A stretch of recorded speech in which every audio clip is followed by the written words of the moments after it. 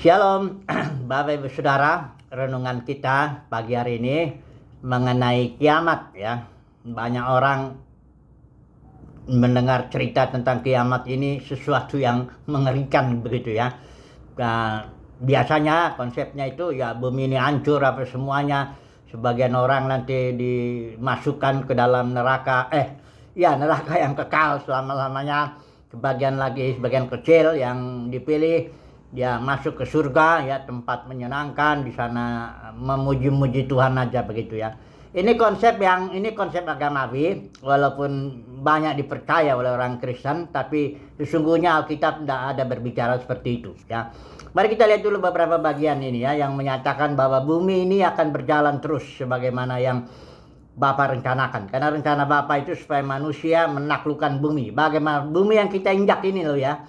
Itu rencana Bapa tidak ada berubah ya. Karena Bapa itu berkuasa untuk menjalankan dan menggenapi rencananya. Kalau dia udah bilang, baiklah kita menjadikan manusia serupa segambar kita, supaya mereka berkuasa atau menaklukkan segala sesuatu di bumi, maka pasti terjadi.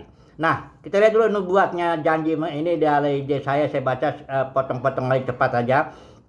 Ini janji langit dan bumi yang baru ya, Yesaya 65. Di situ dikatakan, aku akan menciptakan langit yang baru, bumi yang baru. Di sini dibilang tidak ada lagi bayi yang hanya hidup beberapa hari.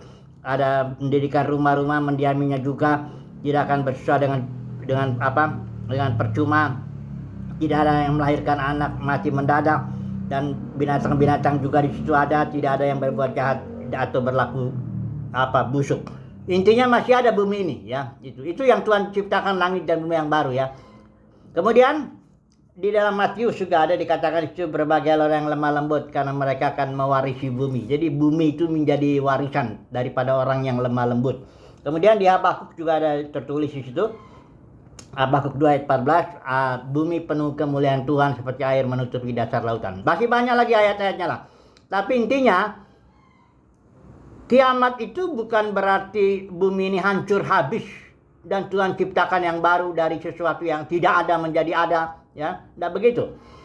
Tapi the end of the world, akhir daripada dunia atau kiamat itu artinya bergantilah sistem pemerintahan itu. Mari kita baca dulu dari Wahyu ya. Ini sangkakala terakhir ya. Wahyu pasal 11 ayat yang ke-15. Ini sangkakala ke-7 ditiup. Terakhir itu kiamat tadi bilang ya.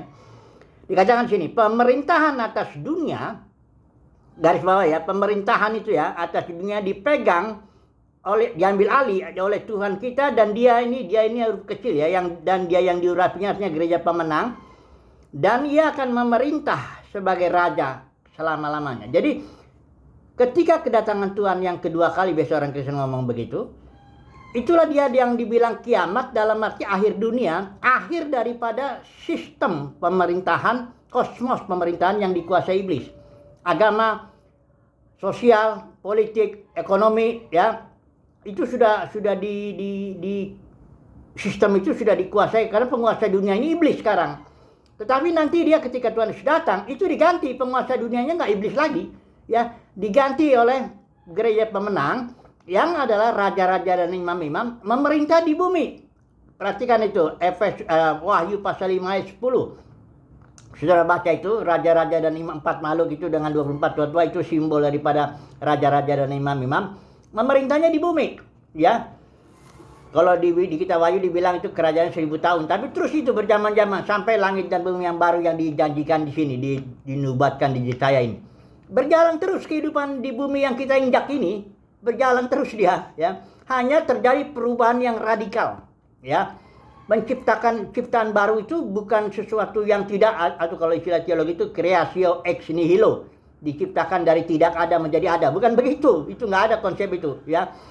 Yang ada creatio ex vetere, artinya suatu penciptaan sedemikian, perubahan radikal sangat mendasar ke akar-akarnya sehingga jadi seperti baru dia. Ya, itu yang Tuhan lakukan. Melalui siapa?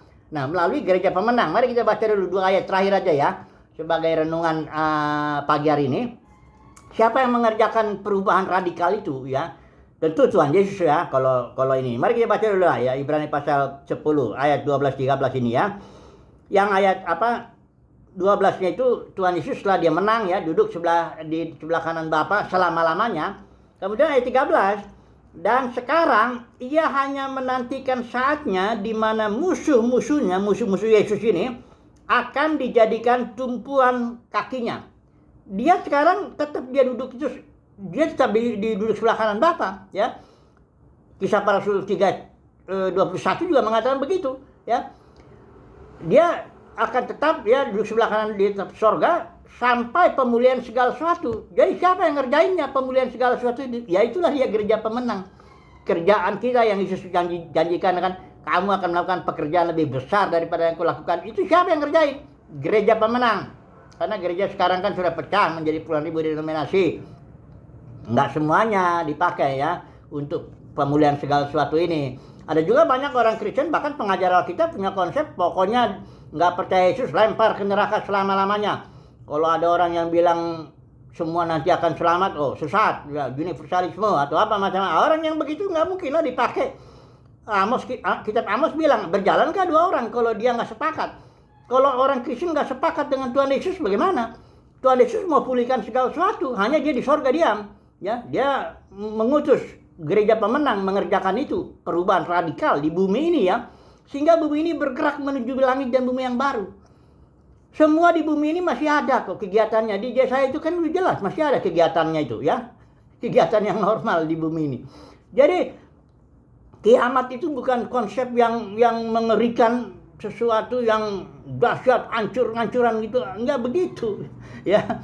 Kiamat itu hanya pergantian, the end of the world itu akhir daripada penguasa kosmos ini, si setan ini dijatuhkan, dia kembali kita yang mengambil gereja pemenang, berfungsi sebagai raja-raja dan imam-imam menurut aturan Melkisedek ya. Kita akan, imam itu sudah tahu ya, imam itu fungsinya perantara, membawa ciptaan kepada Bapa, membawa Bapa kepada ciptaan, memulihkanlah imam itu ya, perantara yang mengajar dan sebagainya. Itulah kerjaan kita, gereja pemenang, sampai nanti bumi ini menjadi bumi yang baru. Malah kita menantikan kapan ini kiamat datang ini. Kapan Tuhan Yesus ini datang ini, secepatnya lah. Datanglah Tuhan Yesus ya. Kalau perlu sementara saya ngomong begini, Tuhan Yesus sudah datang. Dan terjadilah, dia menghakimi gereja. Yang mana yang sudah siap, sudah matang lebih dulu, itu adalah buah sulung. Nah itulah yang akan dipakai. Ya yang belum ya enggak, ya jangan dulu. Karena apalagi yang bertentangan dengan rencana Tuhan Yesus ya bagaimana. Banyak orang, saya pernah dibilang gini waktu saya berdiskusi ya dengan anak muda ini, saya bilang pada akhirnya semuanya akan dipulihkan, upah dosa itu maut bukan neraka kekal. Saya langsung dibilang, hai kamu anak setan, katanya. Wah tuh. Jadi ya kalau begitu bagaimana dia mau bekerja sama dengan Tuhan Yesus kalau berjalan ke dua orang, kalau dia nggak sepakat ya. Oke lah, kesimpulannya bagaimana ini? Jadi kesimpulannya bahwa kiamat itu adalah kedatangan Tuhan Yesus, yang artinya pergantian pemerintahan dari penguasa dunia yang saat ini iblis, penguasa kosmos itu iblis, diganti menjadi gereja pemenang. Dan gereja pemenang melakukan perubahan radikal ya, sehingga terjadilah langit dan bumi yang baru, ciptaan yang baru itu ya. Haleluya, amin.